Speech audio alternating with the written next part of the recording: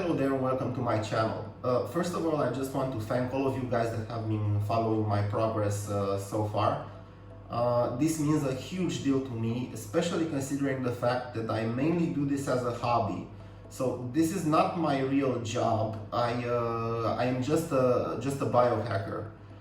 The whole point of my experiments right now is to try to develop a safe and efficient gene therapy.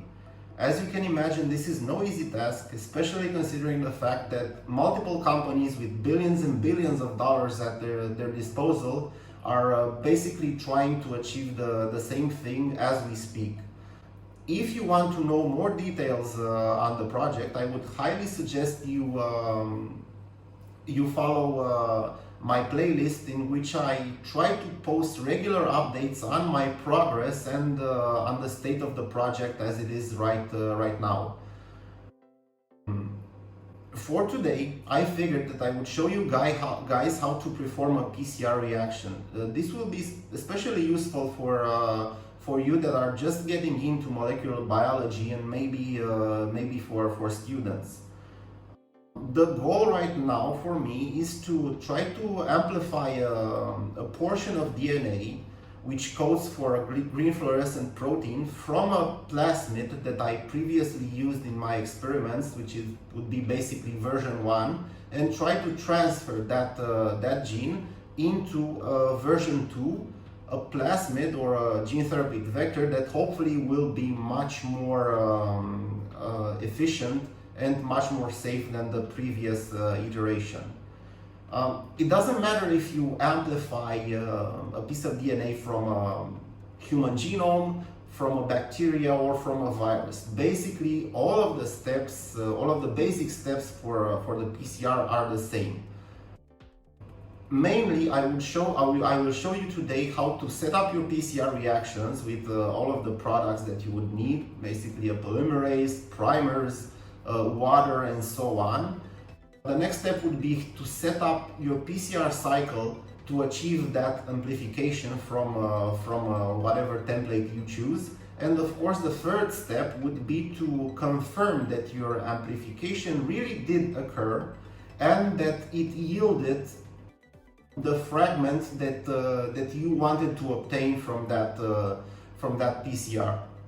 So without further ado, let's dive a little deeper into the matter and show you exactly what I will be doing today and how you could set up your PCR reactions in the future. So just to keep things short, for a PCR, you're basically gonna need the components, or the solutions, reagents as I call them, which consists of course, your template DNA, from which you amplify your portion of DNA from. You're going to need, of course, PCR grade water. You're going to need the polymerase. I'm using Q5 2X master mix right now. Depending on what polymerase you're using and whether it is a master mix or not, you will have to add or know magnesium and DNTPs. Of course, you're going to need your primers. Right now, I'm using 2 primers, of course, one reverse and one forward, called GFP Kozak forward and reverse. You have here the actual sequences of the primers. Of course, in order to perform a PCR, you're going to need to know the recipe. What I mean by that, I mean the exact amount of template, polymerase or master mix, and primers to add to a final reaction volume. You can find that, and you will find that, the actual recipe on the polymerase you will receive. So let's say, for example, I'm using Q5 master mix right here. I'm just going to go to the supplier's website, which will have the protocol to use for this particular enzyme. For example, I'm doing a 25 microliter reaction right here. With some slight modifications, you can see that basically this is the same recipe I am using. The same thing applies for the cycling conditions. You can find this, and you will find this in the enzyme protocol, right?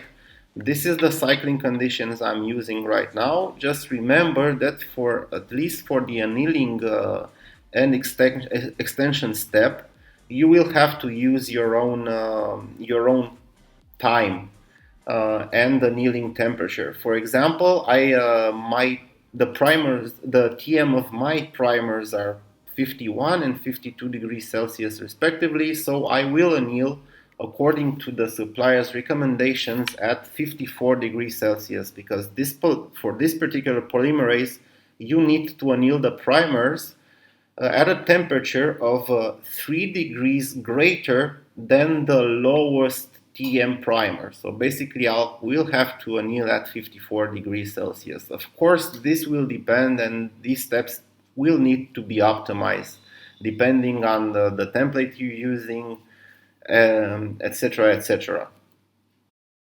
Of course, for the last step, you're gonna basically have to confirm that you have your amplicon in the PCR tube. So basically, that your PCR really took place, and your amplicon or your piece of DNA is the piece of DNA you wanted to obtain from that specific reaction.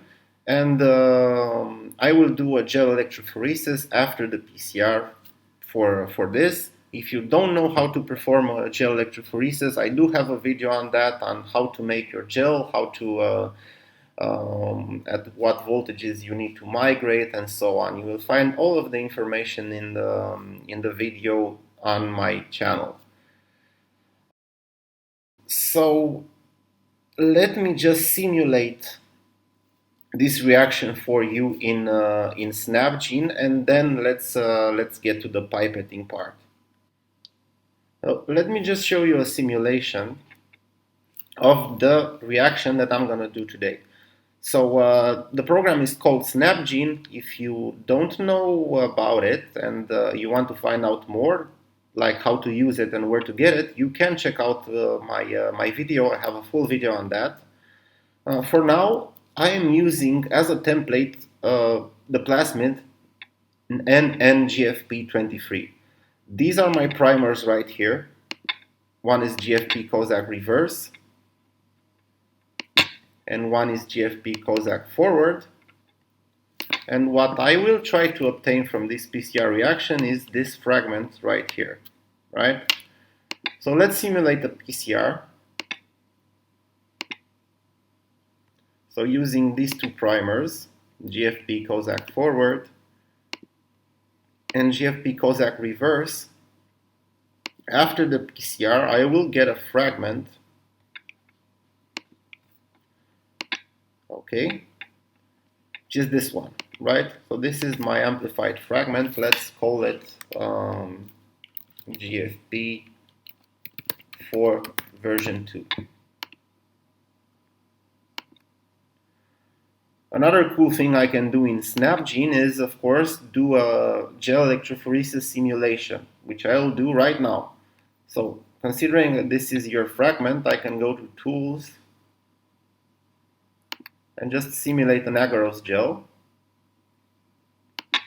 So this is my fragment right here, amplified previously.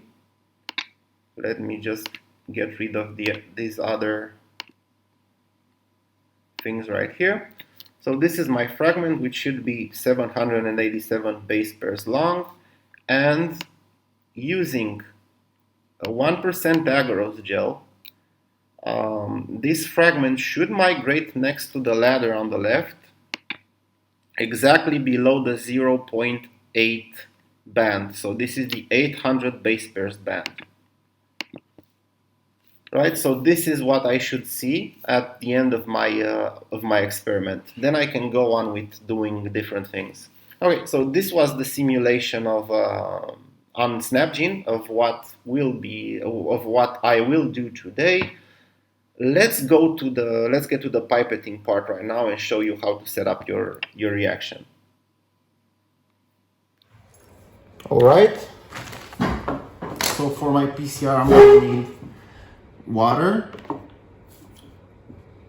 reverse and forward primers, the template, which in my case will be NN number 23, an empty PCR tube and the polymerase that I'm gonna get right now.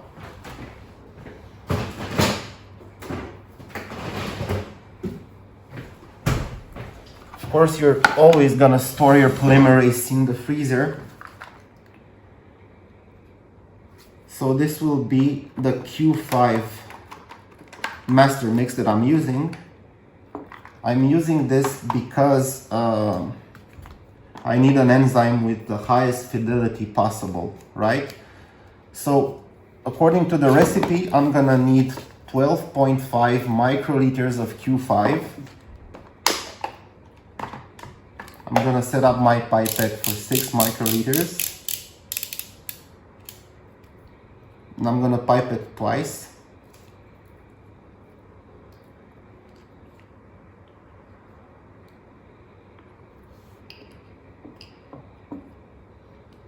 So 6 microliters. And then 6.5.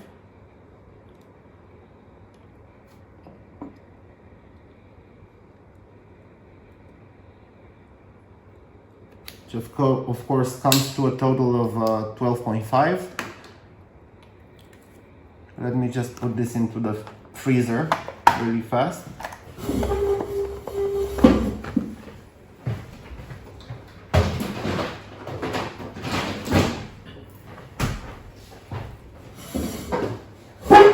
Nine microliters of water.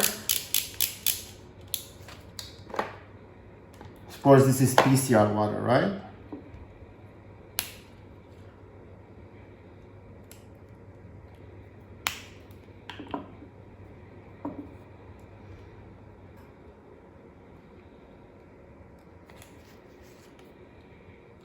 Now, because I don't really have a pipette for 1.25 microliters, I'm just gonna put 1.3 microliters of each primer into the reaction.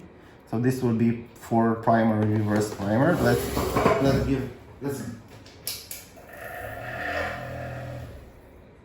I gave them a tiny spin just to mix them up. So this is the forward one. Just remember to mix them and to change the tip, of course.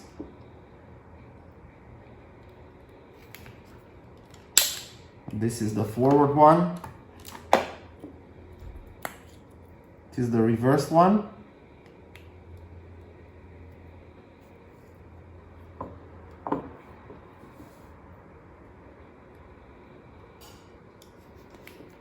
Okay.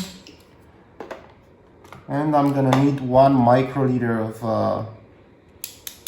of template plasmid, right?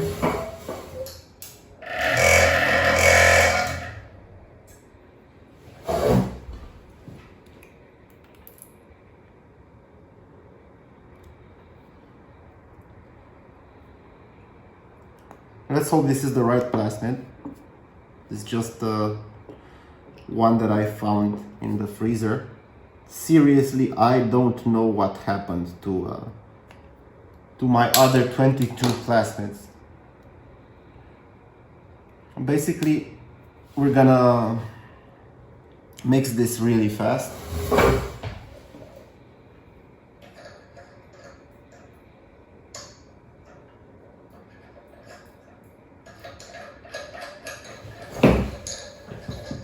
Just give it a tiny spin and a vortex.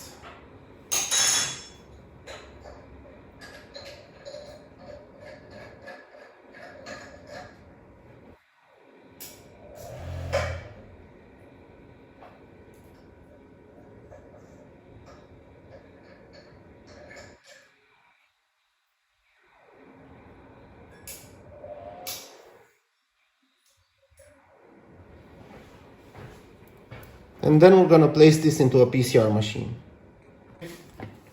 Okay, so this is the PCR machine that I'm gonna be using to set up my cycle. This is users, this is me.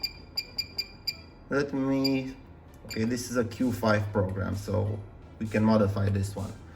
So, denaturation. I'm gonna put 30 seconds, the first denaturation cycle, then 7 seconds at 98 degrees Celsius. My primers have melting temperatures of 51 and 52. For this particular polymerase that I'm using, they recommend to set up the cycler to anneal at 3 degrees above the lowest TM primer. So that would be 54 degrees. I'm gonna anneal for about 20 seconds. Then of course, this is gonna be the extension step. They recommend to do a 10-second extension for each 1 kilobase fragment. So I'm gonna do a 10-second extension right here, because my fragment, as you can see, is about 761. Okay, just enter. And for the final extension steps, I'm gonna do this for 120 seconds. That means 2 minutes at 72 degrees Celsius. And I'm gonna do this for 30 cycles, of course. Okay.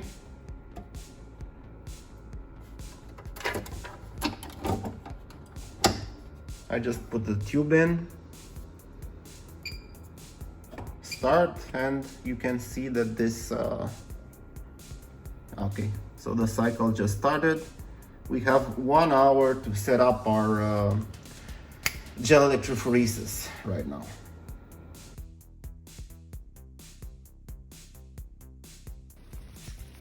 Okay, so I just put the gel on the transilluminator right here. Let's see what we got.